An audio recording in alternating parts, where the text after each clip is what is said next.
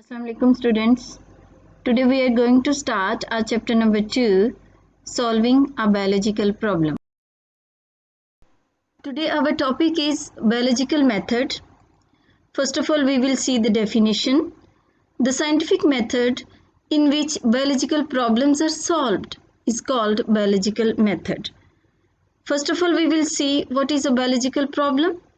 Biological problems are the problems which are related to the living organisms.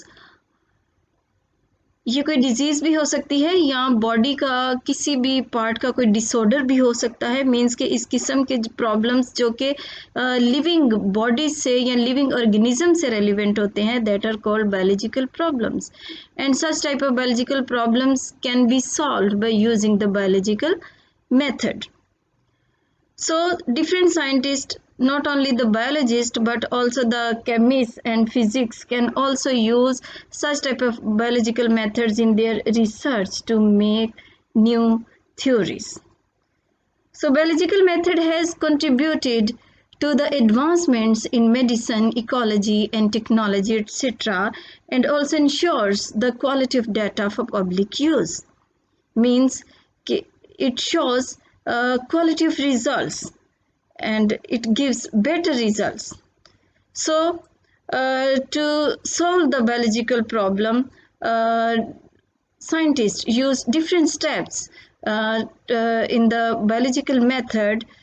These steps are: number 1, recognition of biological problem; number 2, observations; number 3, hypothesis formulation; number 4, deductions; number 5, experimentation; number 6, summarization of results; and number 7, reporting the results. Now we will discuss these steps one by one. First of all, recognition of biological problem. This is the first step in solving the biological problem. A biological problem is a question about living organisms asked by someone or comes in biologist's mind by himself. Biological problem एक ऐसा question है जो कि biologist के mind में खुद ब खुद आता है या दूसरे ये क्वेश्चन पूछ सकते हैं कि बायोलॉजिकल प्रॉब्लम जो है ये एक्चुअली है क्या. फर्स्ट ऑफ ऑल इसको रिकग्नाइज करना बहुत ज़रूरी है. फॉर एग्ज़ाम्पल अगर कोई इन्फेक्शन है तो इन्फेक्शन के बारे में ये जानना बहुत ज़रूरी है कि वो इन्फेक्शन वायरल है, बैक्टीरियल है क्या, या कि फिर वो फंगल इन्फेक्शन है. जब हमें बायोलॉजिकल प्रॉब्लम की पहचान हो जाती है, जब हम रिकग्नाइज कर लेते हैं, then we go through the next step which is observations. Observations जो हैं ये मुशाहदात हैं and observations are made by using the 5 senses like vision, hearing, smell, taste and touch. Means जब हम observations करते हैं तो observations vision के थ्रू यानी देखकर भी हो सकती है, hearing यानी सुनकर भी हो सकती हैं, smell यानी सूंघ कर भी की जा सकती हैं, taste means चख कर, touch means छू कर जो भी हम चीज़ों का मुशाहिदा कर सकते हैं. अब ऑब्जर्वेशन जो है these are of 2 types, qualitative observations and quantitative observations. First of all we will see qualitative observations. These represent the quality. These cannot be measured. These are variable and less accurate. Means इसमें quality जो है वो show होती है. जब हम qualitative observations करते हैं तो फिर quality किसी भी चीज़ की quality हमारे सामने आती है और इसको हम measure नहीं कर सकते. और जब हम इसको मेजर नहीं कर सकते तो इसका मतलब है कि these are less accurate and these are variable. वो क्वालिटी जो है वो कम भी हो सकती है और ज़्यादा भी हो सकती है, वेरिएबल हो सकती है. अब अगर हम इसकी एग्जांपल देखें, the freezing point of water is colder than the boiling point. अब इस एग्जांपल में ये तो शो हो रहा है कि वाटर का फ्रीजिंग पॉइंट जो है वो बॉइलिंग पॉइंट से कोल्डर है, but we don't know how much it is colder. कि वो कितना उससे कोल्डर है, कितना ठंडा है, ये हमें नहीं पता. इस किस्म की ऑब्जर्वेशन को क्वालिटेटिव ऑब्जर्वेशंस कहते हैं. अगर हम क्वांटिटेटिव ऑब्जर्वेशंस को देखें, these are measurable quantities. These represent in terms of numbers and in variables. Means ये मेजरेबल क्वांटिटीज होती हैं, इन ये क्वांटिटी को शो करते हैं और क्वांटिटी को मेजर करके शो किया जाता है। और जब हम मेजर करते हैं तो नंबर्स की फॉर्म में मेजर करते हैं, और ऐसी क्वांटिटीज इनवेरिएबल होती है। जब हम मेजर कर लेते हैं तो फिर वो मेजरमेंट हमारे सामने आ जाती है, वो इनवेरिएबल हो जाती है, वो चेंज नहीं हो सकती। For example, the freezing point of water is 0 degree C and the boiling point is 100 degree C. We know that water का जो फ्रीजिंग पॉइंट है वो हमेशा 0 डिग्री सी होता है। वाटर हमेशा 0 डिग्री सी पे ही फ्रीज करता है, और इसी तरह 100 डिग्री सी पे जो है वाटर हमेशा बॉयल करता है, which is the boiling point. अब हम नेक्स्ट जो एग्जांपल है क्वालिटेटिव ऑब्जर्वेशन में देखते हैं। A litre of water is heavier than a litre of ethanol. अब सिंपली हम वाटर का 1 लीटर लें और इथेनॉल भी 1 लीटर लें तो दोनों में से वाटर का जो 1 लीटर है वो हैवी होता है as compare to the ethanol. लेकिन कितना हैवी है ये हमें क्वालिटेटिव ऑब्जर्वेशन नहीं बता सकती। जबकि क्वांटिटेटिवली जब हम इसको ऑब्जर्व करते हैं तो फिर हम देखते हैं a litre of water weighs 1000 grams and a litre of ethanol weighs 789 grams. Means कि यहाँ पे एक्यूरेट वैल्यूज बताई गई हैं कि 1 लीटर ऑफ वाटर जो है उसके अंदर 1000 ग्राम्स होते हैं, और इसी तरह अगर इथेनॉल का 1 लीटर है तो उसका जब हम वेट करते हैं तो that is 789 grams. These are the accurate measurable values. So quantitative observations जो हैं वो ज़्यादा एक्यूरेट होती हैं, मेजरेबल होती हैं, जबकि क्वालिटेटिव ऑब्जर्वेशंस जो हैं they are less accurate and they are variable. Next step is the hypothesis formulation. Biologist organizes observations into data form and constructs a statement. Means कि biologist जब हाइपोथेसिस को फॉर्मुलेट करते हैं तो वो क्या करते हैं, ऑब्जर्वेशंस को ऑर्गेनाइज करके एक डाटा फॉर्म करते हैं और उस डाटा से एक स्टेटमेंट बनाते हैं, and that statement is called hypothesis that may prove to be the answer of the biological problem under study. जो कि बायोलॉजिकल प्रॉब्लम जिसको स्टडी किया जा रहा है उसका आंसर हो सकती है। लिहाजा इसको हम इस तरह से डिफाइन कर सकते हैं, the tentative explanation of observations is called the hypothesis. Tentative means uncertain. ये जो हाइपोथेसिस होती है मीन्स कि हाइपोथेसिस की जो स्टेटमेंट है ये अनसर्टन होती है। मीन्स इसको बाद में एक्सपेरिमेंटेशन के थ्रू प्रूव करना होता है कि इज इट ट्रू और फॉल्स। इसको फॉल्स भी किया जा सकता है और इसको ट्रू भी प्रूव किया जा सकता है। So we can say it is a tentative explanation of observation. और जब एक हाइपोथेसिस जो एक फॉर्म होती है, एक स्टेटमेंट जो फॉर्म होती है उसके कुछ करेक्टरिस्टिक होते हैं।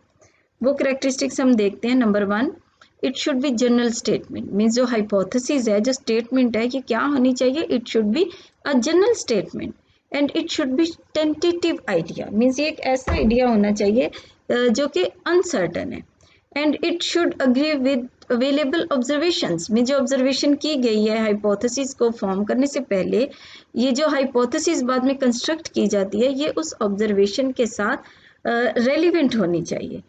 Number 4, it should be as simple as possible. Means के हाइपोथेसिस जो है वो कॉम्प्लिकेटेड नहीं होनी चाहिए, it should be very simple.